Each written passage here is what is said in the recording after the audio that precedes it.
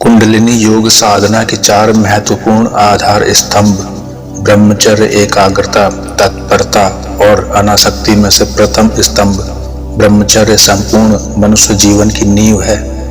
साधक का ब्रह्मचर्य ही उसकी साधना में सफलता और असफलता निर्धारित करता है।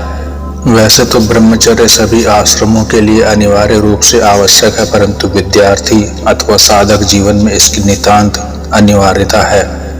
आजकल के कामुक विचारों से दूषित वातावरण में ब्रह्मचर्य जीवन कठिन होता जा रहा है। साधक द्वारा की जाने वाली कुछ लापरवाहियां इसे और भी कठिन बना देती हैं। साधना काल में साधक द्वारा ब्रह्मचर्य अथवा संयम को महत्व न देना ब्रह्मचर्य बार बार टूटने का एक बड़ा कारण है। साधक जब साधना में लगता है तो आंशिक रूप से एकाग्रता में वृद्धि होने के कारण उसके मन पर थोड़ा बहुत नियंत्रण होने लगता है, विचार शुद्ध होने लगते हैं, परंतु साधक को भ्रांति हो जाती है कि मैं अपनी साधना में सिद्ध हो गया हूँ, और यह भ्रांति ही उसके पतन का कारण बन जाती है। शुद्ध खान पान में भी प्रमादवश भूल के कारण ब्रह्मचर्य नाश अथवा स्वप्न दोष हो जाता है। ध्यान योग साधना सत्वगुण प्रधान साधना है। इस साधना को साधने वाले को लहसुन, प्याज, अधिक तीखा, गरम मसाले युक्त तथा पचने में भारी पदार्थों के सेवन से सदा बचना चाहिए।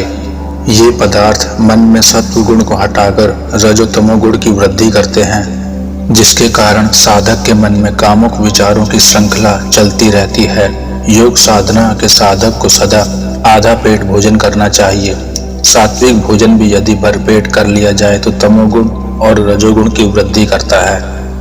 कभी कभी साधक जब साधना में लगता है तो भोजन अथवा वातावरण में दोष न होने पर भी उसके मन में अवांछनीय शरीर भोग संबंधी विचार अधिक आते हैं।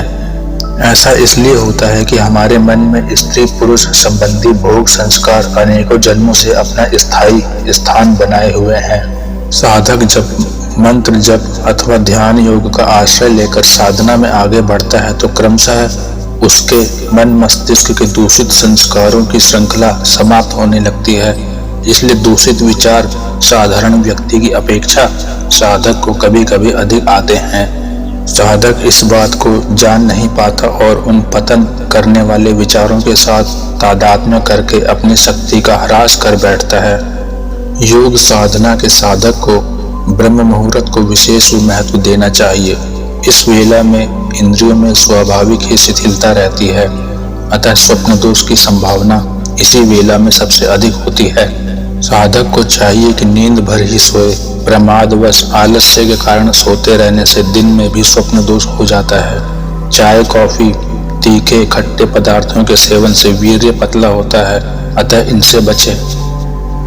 कामुक विचार वाले व्यक्तियों के संग से साधक की साधना के संस्कार क्षीण होते हैं और भोग संबंधी संस्कार दृढ़ होने लगते हैं। इसलिए उसे अधिक से अधिक एकांत अथवा सजातीय विचार वाले लोगों के संपर्क में रहना चाहिए।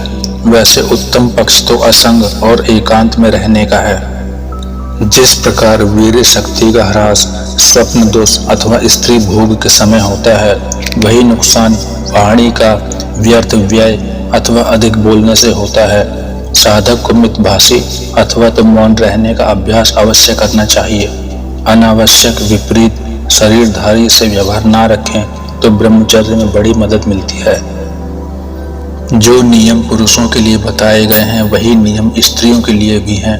स्त्रियां पुरुषों की अपेक्षा साधना में शीघ्र प्रगति कर सकती हैं, क्योंकि परमात्मा ने उनके स्वभाव में श्रद्धा और भावना की प्रधानता रखी है।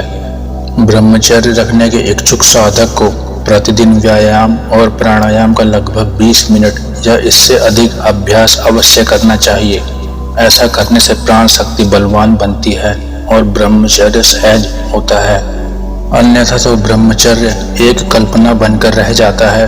अतः शुद्ध खान पान, अल्प आहार, विपरीत शरीर और विचारों के आकर्षण से बचकर नियमित दिनचर्या को निर्धारित कर व्यायाम आदि के अभ्यास द्वारा सहज ही ब्रह्मचर्य पालन में सफलता पाई जा सकती है।